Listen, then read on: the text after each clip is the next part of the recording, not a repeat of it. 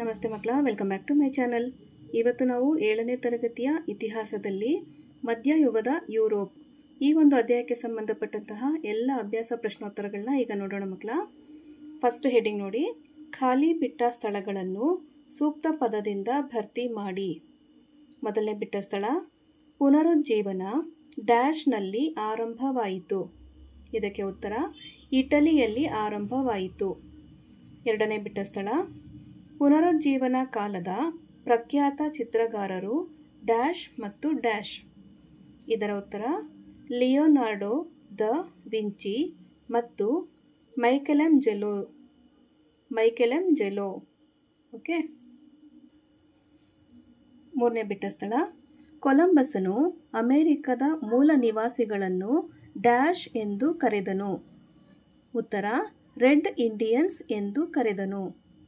ನಾಲ್ಕನೇ ಬಿಟ್ಟ ಸ್ಥಳ, ಭೂ ಪ್ರದಕ್ಷಿಣೆಯನ್ನು ಮಾಡಿದ ಮೊದಲ ಹಡಗು ಡ್ಯಾಶ್. ಉತ್ತರ, ವಿಕ್ಟೋರಿಯಾ. ಐದನೇದಾಗಿ, ಜರ್ಮನಿಯಲ್ಲಿ ಧಾರ್ಮಿಕ ಸುಧಾರಣಾ ಚಳುವಳಿಯನ್ನು ಪ್ರಾರಂಭಿಸಿದವರು ಡ್ಯಾಶ್. ಉತ್ತರ, Martin Luther. Next second heading ನೋಡಿ ಮಕ್ಕಳ, ಒಂದು ಪದ ಅಥವಾ ವಾಕ್ಯದಲ್ಲಿ ಉತ್ತರಿಸಿ. ಇದರಲ್ಲಿ ಮೊದಲನೇ ಪ್ರಶ್ನೆ, ಪುನರುಜ್ಜೀವನದ 2 ಲಕ್ಷಣಗಳು ಯಾವುವು? ಉತ್ತರ, ಪುನರುಜ್ಜೀವನದ ಲಕ್ಷಣಗಳು ಮಾನವತಾವಾದ ಹಾಗೂ ವೈಚಾರಿಕತೆ.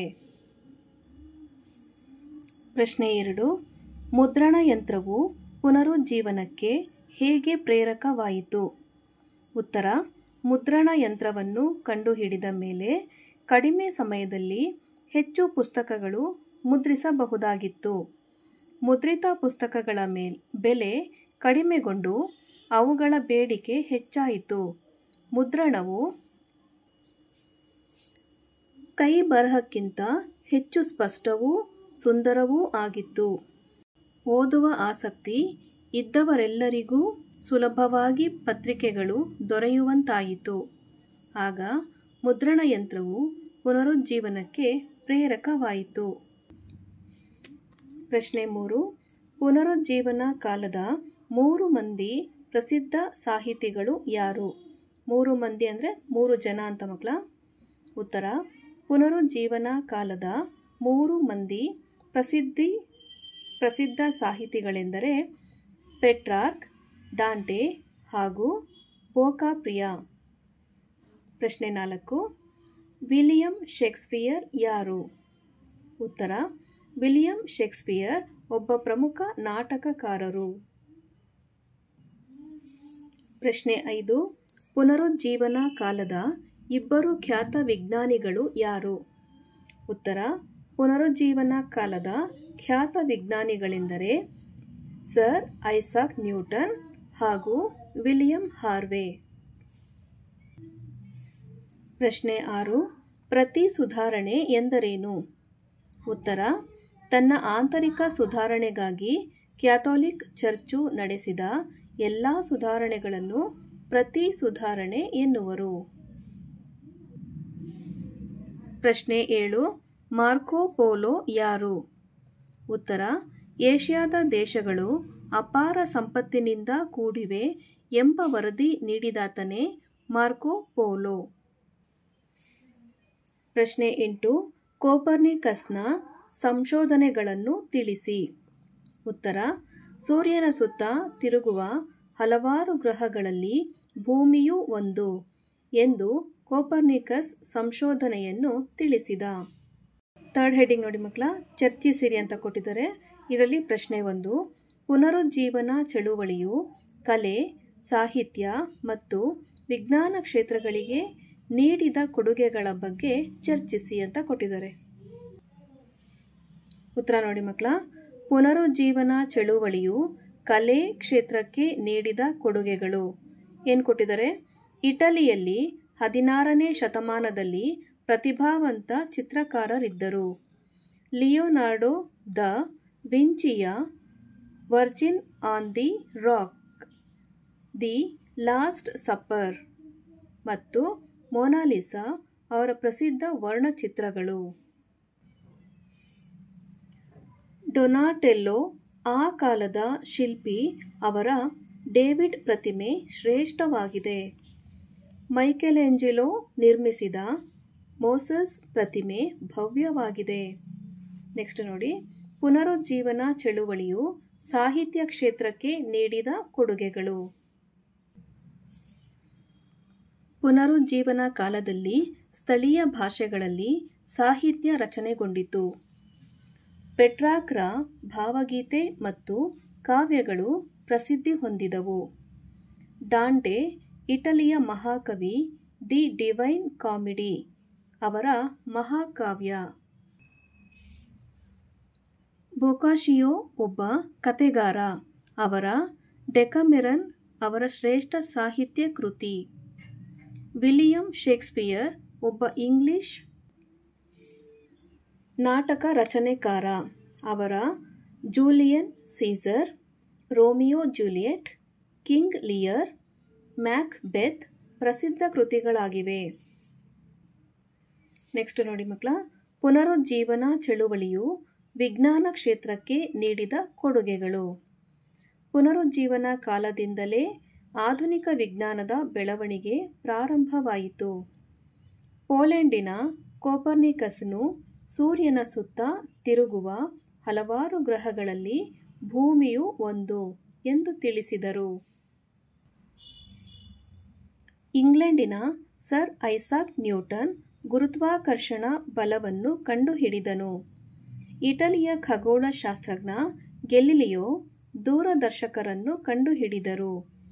ವಿಲಿಯಂ ಹಾರ್ವೆಯು ಮಾನವನ ದೇಹದಲ್ಲಿನ ಪರಿಚಲನೆಯ ಕ್ರಮವನ್ನು ತೋರಿಸಿಕೊಟ್ಟನು. ವೆಸಾಲಿಯಸ್ ಎಂಬ ಬೆಲ್ಜಿಯಂ ವಿಜ್ಞಾನಿಯು ದೇಹದಲ್ಲಿ ರಕ್ತ ಸಂಚಾರದ ಬಗ್ಗೆ ಅಮೂಲ್ಯ ಗ್ರಂಥವನ್ನು ಪ್ರಕಟಿಸಿದ. ಪ್ರಶ್ನೆ 2, ಧಾರ್ಮಿಕ ಸುಧಾರಣಾ ಚಳುವಳಿಯಲ್ಲಿ ಮಾರ್ಟಿನ್ ಲೂಥರ್ನ ಪಾತ್ರವೇನು?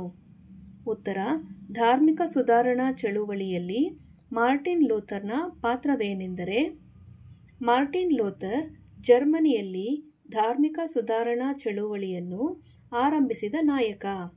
ಈತನು ಸಂತ ಆಗಸ್ಟಿನ್ ಚರ್ಚ್ನ ಪಾದ್ರಿ ಆಗಿದ್ದನು. ರೋಮ್ ಪಟ್ಟಣದಲ್ಲಿ ಪೋಪ್ ಮತ್ತು ಪಾದ್ರಿಗಳ ವೈಭೋಗದ ಜೀವನ ಶೈಲಿಯಲ್ಲಿ ಗಮನಿಸಿದ ಲೂಥರ್ ಚರ್ಚಿನ ವಿರುದ್ಧ ತಿರುಗಿಬಿದ್ದನು.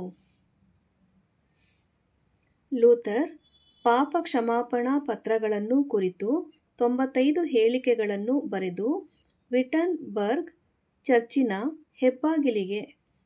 ಹೆಬ್ಬಾಗಿಲಿಗೆ ಹೆಚ್ಚಿನ ಜನರಲ್ಲಿ ಜಾಗೃತಿ ಮೂಡಿಸಿದರು. ಇವರು ಜರ್ಮನ್ ಭಾಷೆಗೆ ಭಾಷಾಂತರಿಸಿದ್ದರಿಂದ ಅದು ಸಾಮಾನ್ಯ ಜನರೆಲ್ಲರಿಗೂ ದೊರೆಯುವಂತಾಯಿತು. ಚರ್ಚಿನ ಧಾರ್ಮಿಕ ಸೇವೆಗಳಲ್ಲಿ ಲ್ಯಾಟಿನ್ ಭಾಷೆಯ ಬದಲಾಗಿ ಜರ್ಮನ್ ಭಾಷೆ ಬಳಸಲಾರಂಭಿಸಿದರು. ಪ್ರಶ್ನೆ 3, ಭೌಗೋಳಿಕ ಅನ್ವೇಷಣೆಯ ಪರಿಣಾಮಗಳನ್ನು ಚರ್ಚಿಸಿ. ಉತ್ತರ, ಭೌಗೋಳಿಕ ಅನ್ವೇಷಣೆಯ ಪರಿಣಾಮಗಳು: ಮೊದಲನೇದಾಗಿ ವಾಣಿಜ್ಯದ ವಿಸ್ತರಣೆ. ಪಾಯಿಂಟ್ಸ್ ವೈಸ್ ಬರ್ತಿದ್ದೀನಿ ನೋಡಿ ಮಕ್ಕಳ. ಹೊಸದಾಗಿ ಶೋಧಿಸಲಾದ ಭೂಪ್ರದೇಶಗಳನ್ನು ಯುರೋಪಿಯನ್ನರು ತಮ್ಮ ವಾಣಿಜ್ಯ ವಸಾಹತುಗಳನ್ನಾಗಿ ಪರಿವರ್ತಿಸಿಕೊಂಡರು. ಏಷ್ಯಾದ ಸಾಮಗ್ರಿಗಳು ಯುರೋಪಿನಲ್ಲಿ ವಿಶಾಲ ಮಾರುಕಟ್ಟೆ ಗಳಿಸಿದವು. ಈ ವ್ಯಾಪಾರ ಚಟುವಟಿಕೆಗಳಿಂದ ಬರುತ್ತಿದ್ದ ಲಾಭವೆಲ್ಲವೂ ಐರೋಪ್ಯರದಾಗಿತ್ತು. ಎರಡನೇದಾಗಿ ಗುಲಾಮರ ವ್ಯಾಪಾರ. ಯುರೋಪಿಯನ್ನರು ವೆಸ್ಟ್ ಇಂಡೀಸ್, ಮೆಕ್ಸಿಕೋ, ಪೆರು ಹಾಗೂ ಬ್ರೆಜಿಲ್ ಮೂಲ ನಿವಾಸಿಗಳನ್ನು ಗುಲಾಮರನ್ನಾಗಿ ಮಾಡಿಕೊಂಡರು. ಕ್ರಮೇಣ ಗುಲಾಮರನ್ನು ಸರಕುಗಳಂತೆ ಮಾರಲಾಯಿತು. ಮುಂದೆ ಗುಲಾಮರ ವ್ಯಾಪಾರದ ದಂಧೆ ಅಮಾನವೀಯ ಹಂತವನ್ನು ತಲುಪಿತು. ಗುಲಾಮರನ್ನು ಕಠಿಣವಾಗಿ ದುಡಿಸಿ ಕ್ರೂರವಾಗಿ ನಡೆಸಿಕೊಳ್ಳಲಾಗುತ್ತಿತ್ತು. ಮೂರನೇದಾಗಿ ಕ್ರಿಶ್ಚಿಯನ್ ತತ್ವಗಳ ಪ್ರಸಾರ. ಈ ಬೆಳವಣಿಗೆ ಕ್ರಿಶ್ಚಿಯನ್ ತತ್ವಗಳನ್ನು ಜಗತ್ತಿನಾದ್ಯಂತ ಹರಡಲು ಕಾರಣವಾಯಿತು. ಮುಂದೆ ವಸಾಹತು ವ್ಯವಸ್ಥೆ ರೂಪುಗೊಳ್ಳುವಲ್ಲಿ ಈ ಬೆಳವಣಿಗೆ ಮಹತ್ವದ ಪಾತ್ರವನ್ನು ನಿರ್ವಹಿಸಿತು. 4ನೇ ಪಾಯಿಂಟ್ ನೋಡಿ ಮಕ್ಕಳ, ರಾಜಕೀಯ ಪರಿಣಾಮ. ಐರೋಪ್ಯ ದೇಶಗಳೊಳಗೆ ವಸಾಹತುಗಳ ಸ್ವಾಧೀನಕ್ಕಾಗಿ ಮತ್ತು ಅಲ್ಲಿನ ಸಂಪತ್ತಿಗೆ ತೀವ್ರ ಪೈಪೋಟಿ ನಡೆಯಿತು. ಯುರೋಪಿನ ದೇಶಗಳು ಏಷ್ಯಾ, ಆಫ್ರಿಕಾ ಮತ್ತು ಅಮೆರಿಕ ಖಂಡಗಳಲ್ಲಿ ತಮ್ಮ ವಸಾಹತು ನೆಲೆಗಳನ್ನು ಸ್ಥಾಪಿಸಿಕೊಂಡವು. ಮಕ್ಕಳ, ಇಲ್ಲಿಗೆ ಮಧ್ಯಯುಗದ ಯುರೋಪ್ ಈ ಒಂದು ಅಧ್ಯಾಯಕ್ಕೆ ಸಂಬಂಧಪಟ್ಟಂತಹ ಎಲ್ಲ ಅಭ್ಯಾಸ ಪ್ರಶ್ನೋತ್ತರಗಳು ಇಲ್ಲಿಗೆ ಮುಗಿದಿದೆ ಮಕ್ಕಳ. ಈ ಒಂದು ವಿಡಿಯೋ ನಿಮ್ಗೆ ಇಷ್ಟ ಆದಲ್ಲಿ ದಯವಿಟ್ಟು ನಮ್ಮ ಚಾನಲ್ನ ಲೈಕ್ ಮಾಡಿ, ಶೇರ್ ಮಾಡಿ, ಸಬ್ಸ್ಕ್ರೈಬ್ ಮಾಡಿಕೊಂಡು ನಾವು ಹಾಕುವಂಥ ಎಲ್ಲ ವಿಡಿಯೋ ನೋಡ್ತಾ ನಮ್ಮನ್ನು ಎನ್ಕರೇಜ್ ಮಾಡ್ತಾ ಹೋಗಿ ಮಕ್ಕಳ. Thank you for watching. Bye bye.